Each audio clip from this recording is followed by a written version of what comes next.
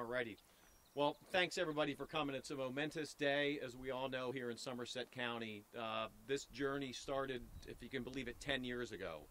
My name's Tim Schaefer. I'm the Executive Director of the Pennsylvania Fish and Boat Commission. I'm going to MC the proceedings. I don't drop my notes here. MC the proceedings today. We have a number of speakers.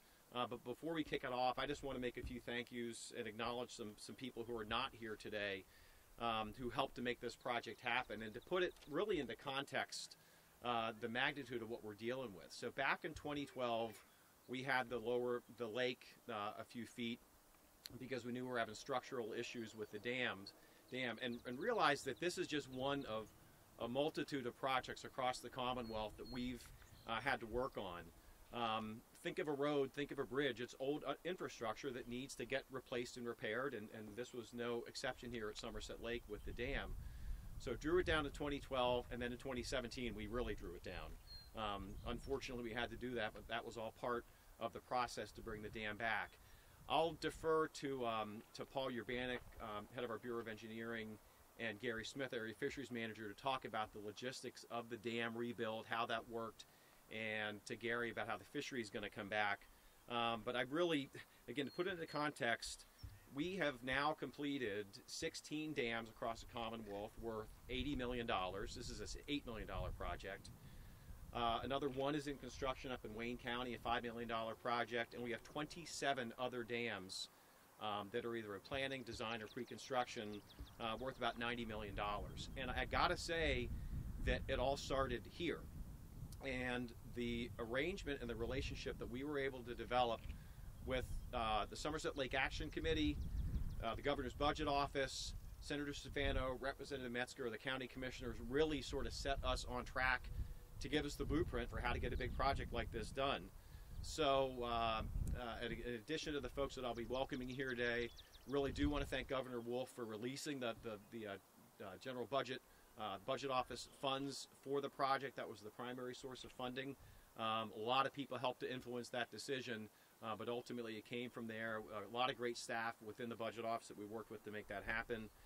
Have to acknowledge former commissioner, Fish and Boat Commissioner, Lenny Lickvar, who couldn't be here today. Everybody in Somerset County knows Lenny, but Lenny played a really critical role in helping to get SLAC, the Somerset Lake Action Committee, started. Jeff Payne couldn't be here, but we have Jim Moses who's going to make some remarks. Michelle Beener, you guys might not know that name, but Michelle Beener was a real advocate for the project early on. Worked with her. Aaron Mulchaney, who was in the governor's office, helped to make the case for getting the budget, the funds released. I do want to identify Mike Riggs and Mike Federoff. Some of the partners came from the community with the donation of material and funds for the habitat and access work, so really thankful that they came. But again, wanted to make sure to identify those folks who couldn't be with us today. So the first speaker I want to introduce is Senator Pat Stefano, and I met Pat when he was running for re-election on a snowy night out at Seven Springs. I don't know if you guys remember, the theme of the Somerset County dinner that night, and John Vadavuk was the MC that night, was about Somerset Lake.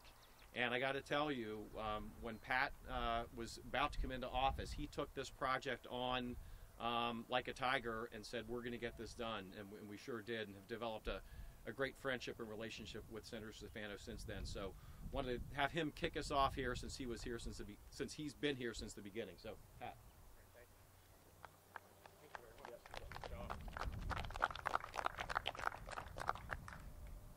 Is it working? I think so. All right, is that better? He's got a little farther to go than me. Okay. Oh, good morning. As Director Schaefer said, we ordered a weather special for today, and it's perfect.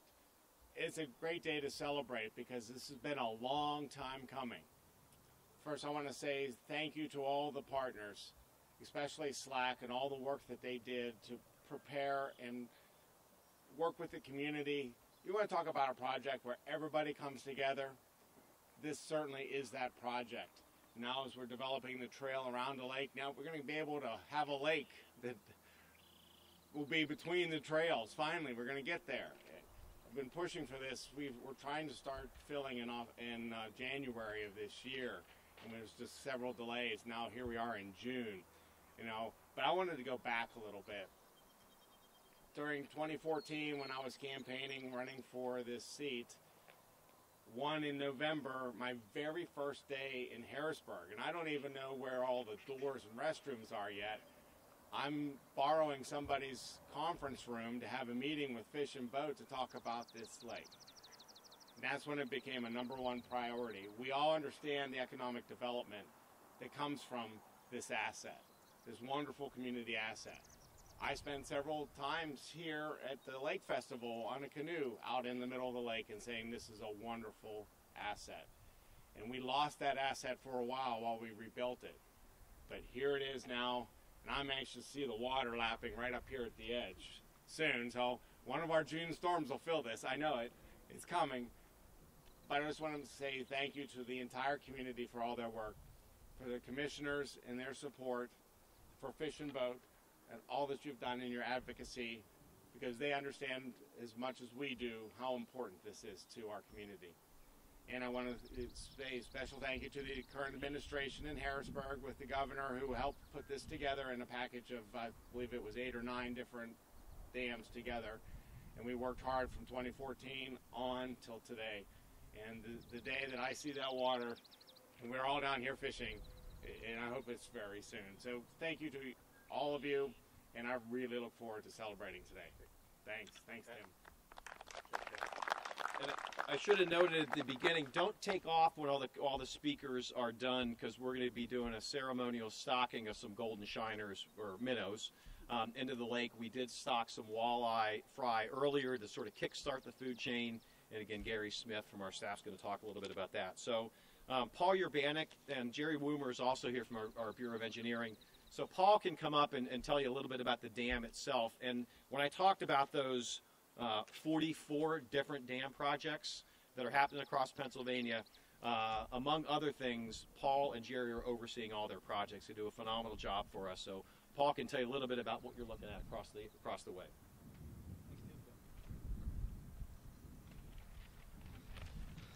As Tim said, my name is Paul Urbanek. I'm the Director of Engineering. Also, big thank you to the engineers who are here. Jerry, our consultants are here. Michael Baker, thank you to those guys. We had a nice conversation earlier about how they really got started on design back in 2010, so 12 years ago. I don't have to rehash a lot of the history because we've all got to live it, experience it. But a little bit about the dam. Obviously, it's kind of the rock star in this whole presentation. It's 1,500 feet in length, about 27 feet high. One of the reasons this whole project started is back in 2002, the dam was actually declared unsafe by DEP due to inadequate spillway capacity. So if you walk across the dam over to the left of Buttman, you'll see a very large concrete labyrinth spillway, which will help make the dam safe again, be able to pass all those big rainstorms that we talk about. And for this area, you know, the design storm in this area, which is hard to fathom, but it's about 26 inches in 12 hours. That's what the spillway is designed to handle. Another main component of the dam was one of the reasons it was drained in 2012. Was if you look as you're walking across the dam, you look downstream, you'll see a big swamp. We have a very extremely wet area below the dam toe. As they were drilling, they had a lot of surface water coming up, which can, I guess, impact the stability of the embankment itself. So one of the main parts of the dam that's really integral to the safety is underneath the dam. There's a very large sand drainage filter. You won't see it; it's there, but it's a big part of it. All in all, the project cost about $8 million. Started back in June of 2019, finished up here late last year, and we just recently got the refilling authorization. So, looking forward, obviously we're very, very early on into the refill process. Refilling itself is dependent upon rainfall. We like to refill it nice and slow and steady. As we're refilling it, we're putting pressure on the dam itself, the foundation, the spillway. we'd like to make sure all these interfacing new materials have time to adapt. So we expect the lake to be fully restored, hopefully at the end of this summer, maybe early this fall. Like I said, depends a lot on rainfall, but we'll be working on it. That's really all I have. We'll all be here to answer questions at the end. Thank you. Thanks, Paul.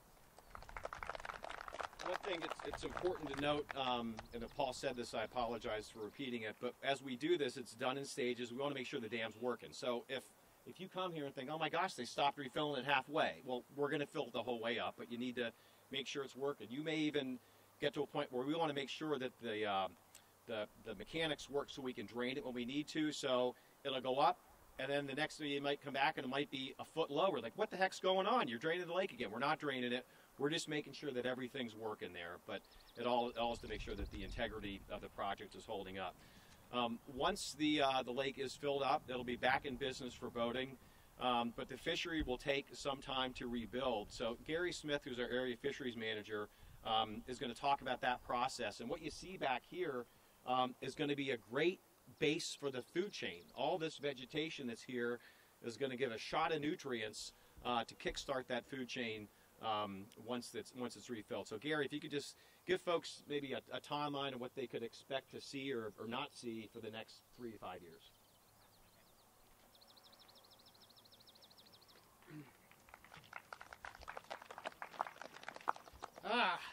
I've been waiting for this for a long time. Every day looking out my office window and seeing the lake drained, it's been tough.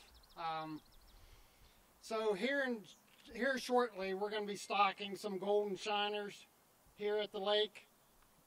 That's going to mark the second fish stocking this week since the lake's been drained in 2017. Now these golden shiners are minnows. They may not seem significant, but when you're starting from scratch, when you're completely rebuilding a fish community and a fishery, we must start small and provide that forage. So eventually a lake like this will have a diverse warm water fishery. Species such as walleye, largemouth bass, crappie, bluegill, catfish, muskies, minnows will all be in the lake. So when we introduce them in balanced numbers, these fish form a food chain that results in a self-sustaining, reproducing population. So how do we decide what species to stock?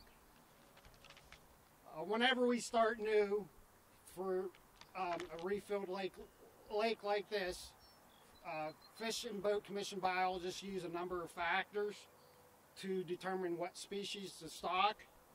We look at water quality data, physical characteristics of the lake, such as lake size, water depth, the amount and type of physical habitat that's present. And we also look at what the fish community looked like prior to it being drained. What species did well here in the lake? So our stockings will include both sport fish, such as bass, and also smaller forage fish that the bigger fish will eat. Each year, the populations will mature, become more diverse, and we'll start seeing various age classes of fish, particularly the older, larger individuals, and that will lead to a point where the fish community will become self-sustaining, and we will no longer need to stock warm water species such as bass and panfish. So what's happening here at Lake Somerset? Well, in 2021, in anticipation of the lake being reopened, our Board of Commissioners adopted catch and immediate release regulations for all fish species. So this regulation is only temporary, and it is meant to protect the fish and let them grow for a few years. This year we'll begin by stocking thousands of walleye, largemouth bass, golden shiners, and fathead minnows. So over the multi-year stocking period, will continue to add more fish into the lake. Next year, we will introduce black crappies and bluegills. And our fisheries biologists, like myself, we will periodically survey the lake to check on the status of the fish populations. And if there needs to be any adjustment to our stockings, we will do that. As Tim mentioned, the fish that we stock here at Lake Somerset will benefit from what we call the new lake effect. So when the lake is completely drained and refilled, the nutrients in the plants and the dry lake bottom, those nutrients will be released and be used by aquatic organisms. So the lake's food web, from the plankton all the way up to the fish, will experience rapid increase in growth rates and population size. So we'll see a big boom of the fish populations here. So when it gets to the point when our surveys reveal that the fish, there's enough fish that they could be harvested, we will recommend the Lake Somerset will be returned to our regular Commonwealth inland waters regulations or other appropriate management programs. So the typical time frame from now to when the catch and immediate release regulations will be lifted is about 5 years. It takes about 5 years for that to happen. We know that many anglers are anxious to once again feel the bite of the trophy largemouth bass here or catch the limit of walleye. Please understand that it's going to take a while.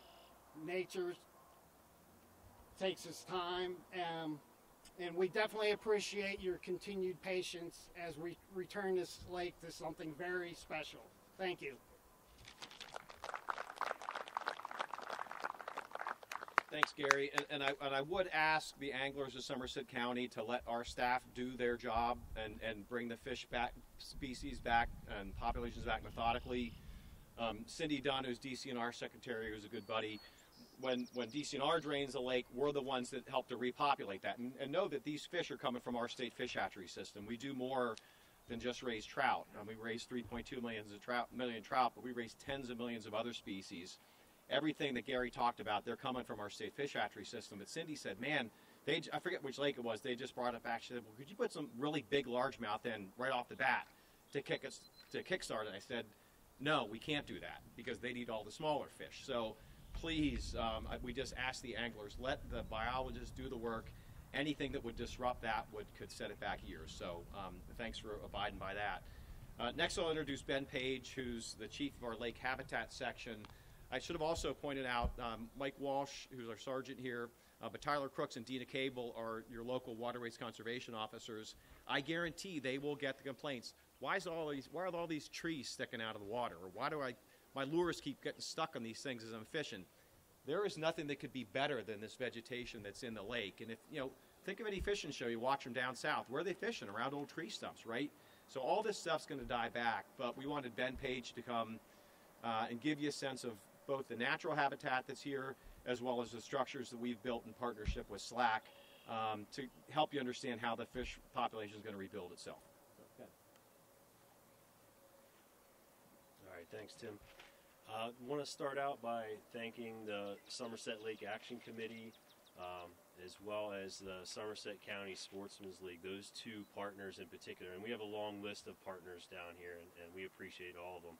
But those two in particular helped us quite a bit, really launched this habitat project here at the lake, helped us leverage grant funding, which I'll touch on. Commissioner Don Anderson has really got the local high schools involved. What we have here to my left is a short vertical plank structure. This is one of many structures that will go in as phase 2 of the habitat project here at the lake. Phase 1 we took care of in January of 2021. Unfortunately, with having the lake drawn down, you lose your lake for a little bit, but it's a perfect opportunity for us as habitat managers, as a fisheries agency, to improve that fish habitat. So It's a once-in-a-lifetime opportunity for us to drive heavy machinery down on the lake bottom, add large amounts of rock and wood that will be utilized by that future fishery.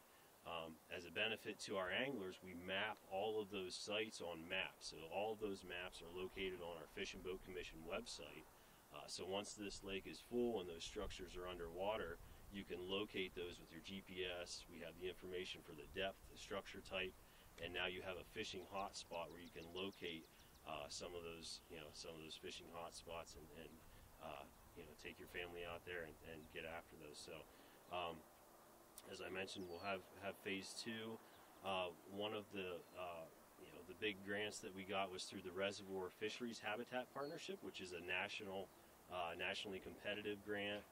We brought in $40,000 here to Somerset for that grant, and that'll help us continue on the habitat project.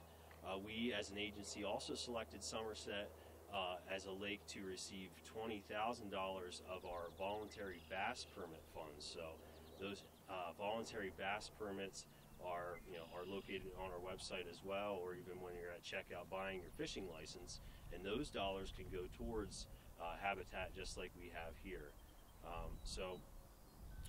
Very important part, and we not only here at Somerset but other lakes statewide. So. Look forward to working with all of you once we get to the project where we bring the habitat boats out. Hopefully this fall, or later this year when the lake is at full pull, we'll bring our specialized habitat boats out, put some of these structures in and some of the locations that we couldn't locate while the lake was drawn down. So, Good. Thanks, Ben. yeah. One thing that's really cool about these, so when they get submerged, picture them getting covered with algae, and that'll attract little fish and little bugs that'll feed off of that under the water, and then the bigger fish will feed on that, and then bigger fish will feed on that.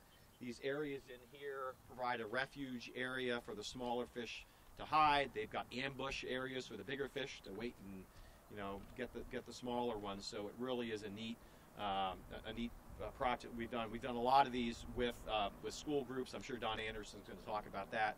And correct me, Ben, we also work with the Turnpike Commission here, right? So the Turnpike Commission, want to thank them for supplying some old materials that we put in the lake. You need to realize that these man-made lakes that we have, whether it's one of ours or a state park, these are artificial structures that are just the big dirt bathtub that are dug out of the earth. And without these habitat enhancements, you wouldn't have the fishery that we do.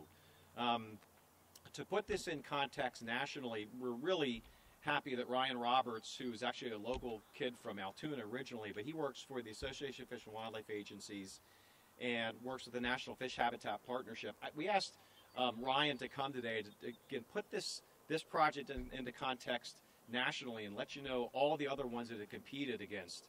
So with that, I'll turn it over to Ryan Roberts.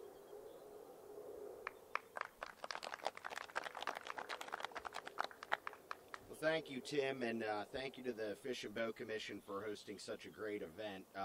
As Tim said, I'm Ryan Roberts, pleased to be here today representing the National Fish Habitat Partnership, supported through the Association of Fish and Wildlife Agencies, helping to make projects like this one here at Somerset Lake a reality, or core to the mission of the National Fish Habitat Partnership, which is to protect, restore, and enhance fish habitat for the benefit of the American people. But these types of projects wouldn't happen without the work and contributions of many partners. Our Reservoir Fish Habitat Partnership, which contributed $40,000 in funding through the U.S. Fish and Wildlife Service seed funding, was able to match funding for this project at nearly 3 to 1, with about $168,000 of project funding going into this project. Since 2011, our Reservoir Fish Habitat Partnership has implemented 10 projects in Pennsylvania alone, and the National Fish Habitat Partnership, working through 20 different partnerships. We also have an Eastern Brook Trout partnership here that works on Eastern Brook Trout in Pennsylvania and up in the Northeast, has implemented 1,115 projects throughout the U.S. since 2006. In closing, we're all aiming for improved habitat, more fish, and improved angling opportunities at Somerset Lake for the long term. Thank you. All right, we've got 4 left until we do the golden buckets. So next, want to welcome all the Somerset County commissioners to come up. You guys can decide who wants to speak, but would like them all 3 to come up. I mentioned John Vadavuk, who is a real champion of this project. Sorry, he obviously couldn't be here today, but he was a real guiding light at the beginning of it. You may not realize this, but so the reason there's a trail around the lake is because of a partnership that we have with Somerset County. Fish and Boat Commission is primarily funded through fishing license dollars and boat registrations. We are legally not allowed to use our money for anything else. It's in state and federal statute. So, and we put your license dollars to good use. But we happily open up our properties to other groups that want to come in and do other things. So we have a long-term lease with Somerset County. We basically say the rest of the property is yours. Cost-free, operate it like a county park. And so the trail system, that sort of work that happens here is all done on the backs of Somerset County. They're great partners. And again, wanted to give the commissioners a chance to make a couple remarks here today.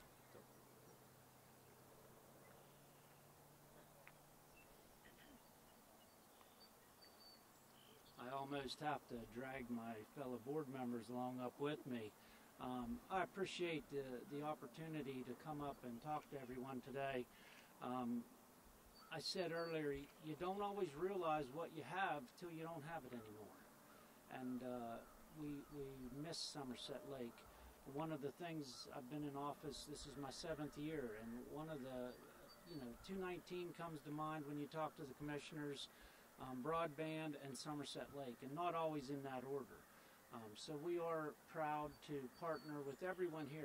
As I look around, as I walked in today, everyone here and many more have had a part in not only getting to the end of this chapter, but I know they'll partner with us moving forward as we continue to build trail and make this lake truly something for our residents and visitors alike to all share in. Anytime that our board can participate in improving the quality of life within one of our communities, we've always jumped at it. And if we take away anything from today, all of our speakers have mentioned the partnerships that we've built to this point and hope to continue to build as we move forward with our park. But thank you everyone for coming out today. I got to thank Don Anderson. He took credit for the weather today. I don't know if that's right, wrong, or otherwise, but thank you, everyone.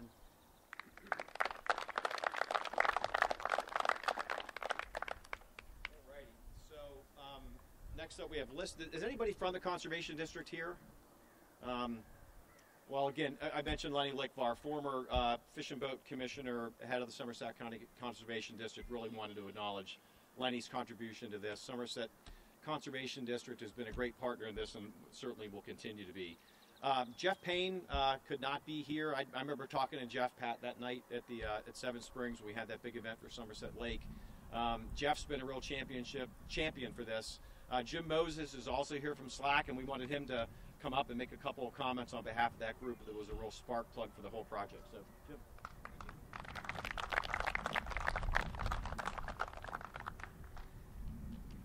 I really appreciate all the acknowledgement that SLAC has had here today for what we've done. But just a brief history of SLAC.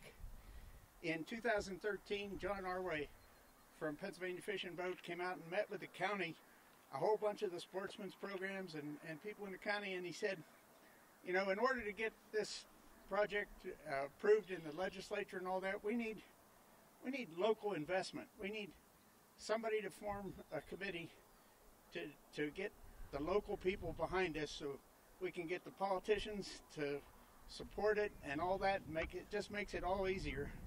So we kind of hoped that Chamber of Commerce would do that, because back in 1953, the Chamber of Commerce spearheaded the efforts to build this lake originally, and they're pretty busy. So the Somerset County Conservancy decided that we should take this project on, and we developed an ad hoc committee, which I appointed Jeff Payne and Mike Lanzone to both be co-chairman of.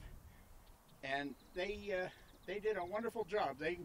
We had a big meeting and a brainstorm session and tried to come up with a name for this committee, and Somerset Lake Action Committee came to mind. We just decided that was really appropriate because then we could all be a bunch of slackers, and we kind of had that mantra for a long time. But once we formed and got a board of directors, we had 18 original members of the board of directors on this effort to raise $100,000, and we did it with annual events like Lake Fest. We had Lake Fest 3 or 4 years here at the lake before the water was totally drained down. We did it with Give a Damn fundraisers. We had a committee from the Chamber of Commerce, young leaders who started a thing called Give a Damn, and they held events for 3 or 4 years to generate funds for this and have basket raffles and things like that. We held an online crowdsourced fundraising event at Georgian Place. We also accepted a challenge from State Farm. Our local State Farm insurance representative, Angie Tennant, came to us and said, State Farm has this $25,000 social media event. If you can get a lot of people involved in that. So we did that, and we won that $25,000 grant that all went towards this $100,000 base. And it was a tremendous effort by hundreds of people to pull all this off, and I really want to make sure that we acknowledge all that. Ever since this started, and now we're in our 9th year, and we keep getting questions from the committee, or from the residents saying, hey, remember we gave you all this money? What are you doing with it now? And thank God we now have something we can point to and say, here it is. Just took a while, but we're there. So I really want to thank them. We also had a pledge from the county commissioners towards that event for $50,000. And at the end of this whole process, that $50,000 was not left over, but not accounted for, and they allowed us, and the Fish and Boat allowed us to put that money into this habitat. So we bought thousands of board feet of hemlock to build these things. We bought 4 tractor trailer loads of the posts that you can no longer see out there, but those big treated posts and that they put in.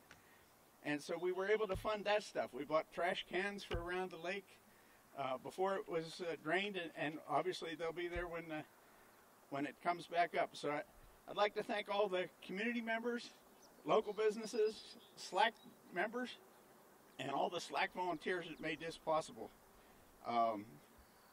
And after we started all that fundraising for that $100,000 grant, we also had the brilliant idea that we should really push the commissioners to accept this land to make a county park.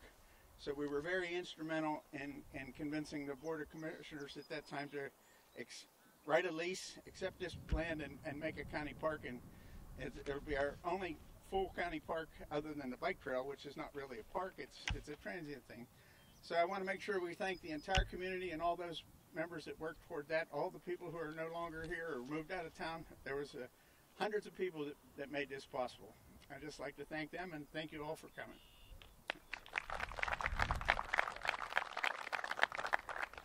So last but not least certainly is Don Anderson. So Don is our commissioner for this part of Pennsylvania. Don had originally also served as one of our boating commissioners, and a lot of this stuff, we thanked a lot of people today, and everybody needed to be acknowledged, but I do want to say if there's one thing you remember from this entire day is when you're back on Somerset Lake, wear your life jacket.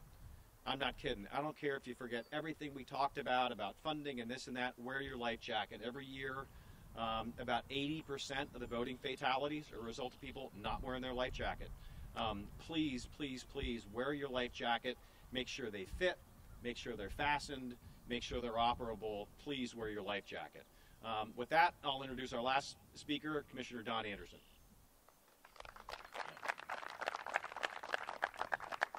Good morning, everybody. Well, I can't take credit for the weather. Tim Schaefer and Pat Stefano already said they were responsible for it. It's always sort of tough when you have to go last as a speaker, but I just like to say this is a great day for the people of Somerset County. All the anglers of Pennsylvania that would like to come here to Somerset Lake and fish or boat, recreate. This is a prime example of how much can be accomplished when so many people partner together to make something happen. So my hat's off to everybody. I'd like to recognize Rich Berkeley with the Somerset County Sportsman's League over here. And I see my good friend Ward Beals with the Salisbury Elk Lake Hunting Club is back there. I'd like to thank those two organizations for the support they've given to me working with some of our schools here in the county. And I'll talk a little bit more about that.